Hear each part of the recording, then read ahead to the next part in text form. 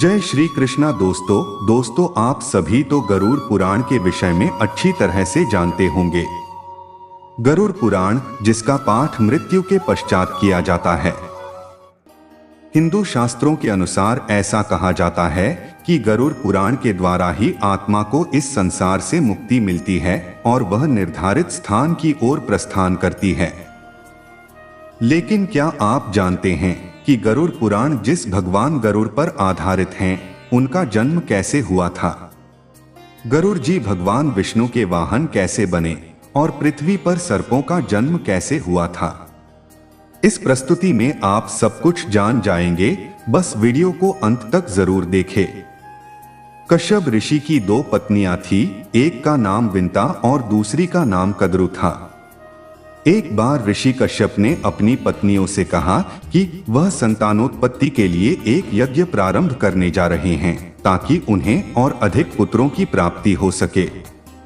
कश्यप ऋषि ने सबसे पहले कद्रु से पूछा कि तुम्हें कितने पुत्र चाहिए? तब कद्रु ने कहा, मेरी इच्छा है कि 1 सहस्र नाग मेरी कोख से जन्म ले, जिनसे मैं अपने सारे कार्य सिद्ध करवा सकूं। फिर ऋषि कश्यप ने विंता से पूछा कि तुम्हें कितने पुत्र चाहिए? तब विंता ने कहा, मुझे केवल 2 पुत्र चाहिए जो कद्रु के सभी पुत्रों से अधिक शक्तिशाली और बलवान हो। ऋषि कश्यप ने दोनों पत्नियों की इच्छा का मान रखते हुए यज्ञ करने चले गए। यज्ञ समाप्त होने के बाद कद्रु को 1000 अंडों की प्राप्ति हुई और वो उन अंडों को अच्छे से पालन पोषण करने लगी। दूसरी ओर विंता को 2 अंडे प्राप्त हुए। कश्यप ऋषि ने विंता को कहा, यह दोनों अंडों को संभाल कर रखना और कुछ भी हो जाए अपना धैर्य मत खोना। ऐसा कहकर ऋषि कश्यप तपस्या करने चले गए। फिर कद्रु के सारे अंडों में से एक एक कर 1000 सर्प पुत्र के रूप में बाहर आने लगे। वह नित्य उनके साथ खेलती रहती और वह बहुत खुश थी। यह देखकर विंता को अच्छा नहीं लगता क्योंकि उसके पुत्र अभी भी अंडों में से नहीं निकले थे। एक बार विंता ने ईर्ष्या के वजह से एक अंडा को तोड़ दिया, यह देखने के लिए कि उसमें कुछ है भी या नहीं। जब विंता ने अंडा तोड़ा तो उसके भीतर अपना पुत्र दिखाई दिया, जिसका शरीर का ऊपरी हिस्सा तो था लेकिन बाकी का हिस्सा मात्र मांस का लोथड़ा था। उस अपूर्ण बच्चे ने अपनी मां से कहा, पिता के कहने के बाद भी आपने धैर्य खो दिया और मेरे शरीर का विस्तार नहीं होने दिया। इसलिए मैं आपको श्राप देता हूं कि आपको अपना जीवन एक सेवक के तौर पर बिताना होगा। उसकी बात सुनकर विंता डर जाती है और वह क्षमा मांगती है। अपूर्ण बालक बोलता है, दूसरे अंडे को फोड़ने में जल्दबाजी मत करना।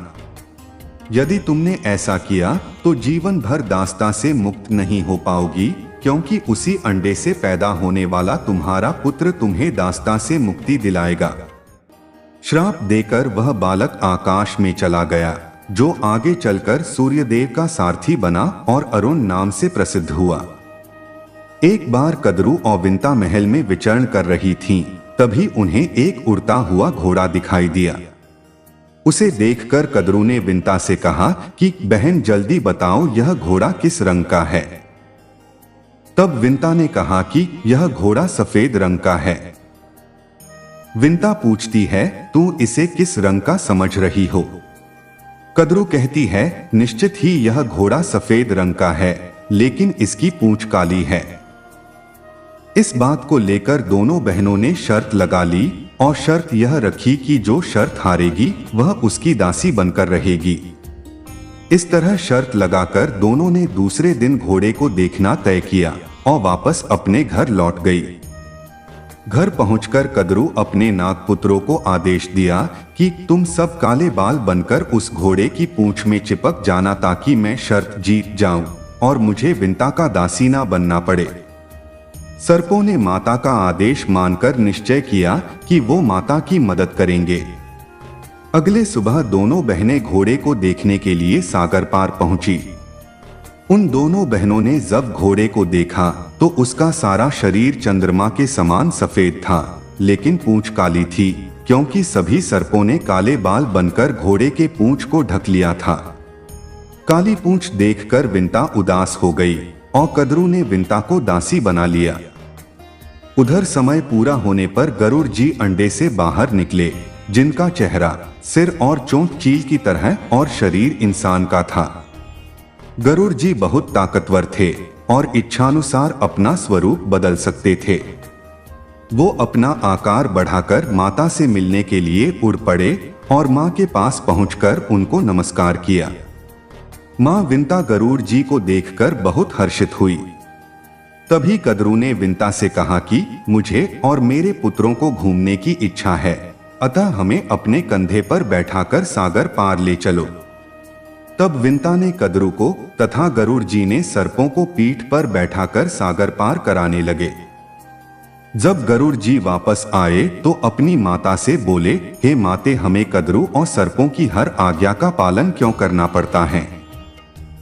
तब विंता बोलती है, पुत्र, मैं कद्रू और सर्पों के छल से शर्त हार गई थी, जिसके कारण मुझे कद्रू की दासी बनना पड़ा, और तू मेरा पुत्र होने के कारण तू भी इनका दास है।